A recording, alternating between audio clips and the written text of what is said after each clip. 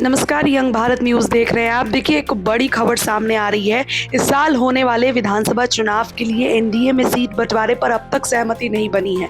इस महीने इसको लेकर बैठक होनी है, लेकिन उसके पहले ही जदयू में उम्मीदवार फाइनल होने लगा है। शनिवार को बक्सर में मुख्यमंत्री नीतीश कुमार ने खुले मंच से अपनी पार्टी के उम्मीदवार के नाम की घोषणा कर दी। जी हाँ, बक्सर जिले की राजपुर सुरक्षित सीट से पूर्व मंत्री संतोष कुमार निराला एनडीए के उम्मीदवार होंगे। सीएम ने नीतीश कुमार ने न केवल बस उनके नाम का ऐलान किया, बल्कि लोगों से उनको जिताने के लिए वोट की अपील की। मुख्यमंत्री नीतीश कुमार ने सभा को संबोधित करते हुए पास में खड़े पूर्व संतोष कुमार निराला की ओर इशारा कर कहा कि आगामी चुनाव में आप लोग इनको जिताइएगा ना, आप लोग चाहिएगा तो बड़ी संख्या में हम लोग चुनकर जाएंगे। बिहार को आगे बढ़ाने के लिए हम लोग को मदद करिए। नीतीश कुमार क्या कुछ कह रहे हैं, बातों को सुनिए। आपस में मिल करके जो काम कर रहे हैं, अब चुनाव कुछ ही दिन में होने वाला है, तो ध्यान दीजिएगा।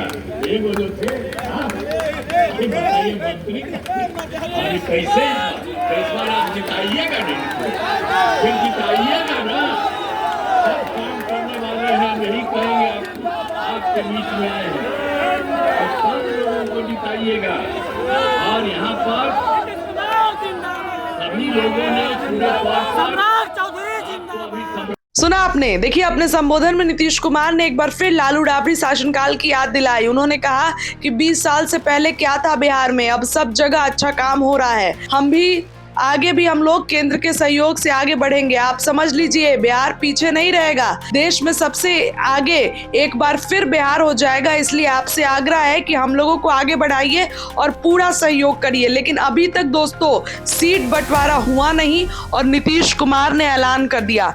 इस दौरान मुख्यमंत्री नीतीश कुमार ने राजपुर विधानसभा क्षेत्र से बक्सर जिले में कुल 325 करोड़ 13 लाख रुपए की लागत से बनने वाली 5 महत्वपूर्ण विकास परियोजनाओं का शिलान्यास किया।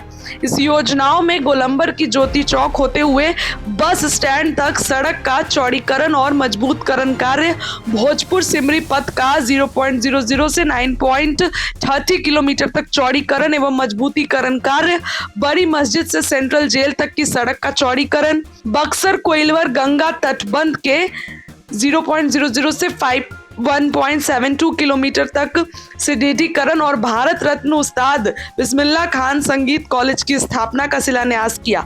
लेकिन मुख्यमंत्री नीतीश कुमार ने इनके नाम का ऐलान करके सियासी गलियारों में हलचल मचा दी है। आपको बताएं कि 2020 में इनकी हार हुई थी।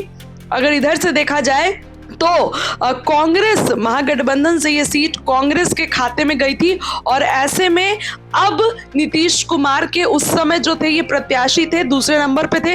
लेकिन उस समय हालांकि चिराग पासवान चुनाव लड़े थे, तो वो चीज कहीं ना कहीं नीतीश कुमार को नुकसान पहुंचाने का काम की थी। लेकिन एक बार फिर से नीतीश कुमार ने इनके नाम का ऐलान करके बिहार के सियासी गलियारों में हलचल मचा दी है और नीतीश कुमार ने सीधे सीधे इनके नाम का दोस्तों ऐलान कर दिया है।